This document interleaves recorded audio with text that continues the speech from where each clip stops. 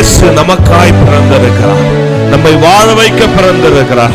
ஒரு மனுஷன் சந்தோஷமா இருக்கணும்னா அவனுக்குள்ள பாவம் இருக்கக்கூடாது. எந்த மனுஷனுக்குள்ள பாவம் இருக்கோ அந்த மனுஷனால சந்தோஷமா இருக்க முடியாது. எந்த மனுஷனுக்குள்ள பாவம் இருக்கிறதோ அந்த மனுஷனுக்குள்ள சமாதானம் இருக்காது. எந்த மனுஷனுக்குள்ள பாவம் இருக்கிறதோ அந்த மனுஷனுடைய வாழ்க்கையில நிம்மதி இருக்காது. அதனால்தான் இந்த இயேசு கிறிஸ்து நம்முடைய பாவங்களை கழுவவே இந்த இயேசு கிறிஸ்து வந்தார். நாம் செய்த தவறுகளுக்காக, நாம் செய்த மீறுதலுக்காக இயேசு கிறிஸ்து தன்னையே சிலுவையில ஒப்பு கொடுத்தார். ஆமென் சொல்றீங்களா? அப்ப தன்னை ஒப்பு கொடுத்து இயேசு இன்னைக்கு நம்மை ரட்சித்து இருக்கிறார், நம்மை மீட்டு இருக்கிறார், நம்மை பரிசுத்தமாக்கி இருக்கிறார். அதனாலதான் இன்னைக்கு நம்ம சந்தோஷமா கொண்டாடிட்டு இருக்கிறோம். இன்னைக்கு நம்முடைய வாழ்க்கையில சந்தோஷமும் சமாதானம் இருக்குதுன்னா அந்த இயேசு கிறிஸ்து அன்னைக்கு தன்னுடைய ஜீவனை கொடுத்தார்.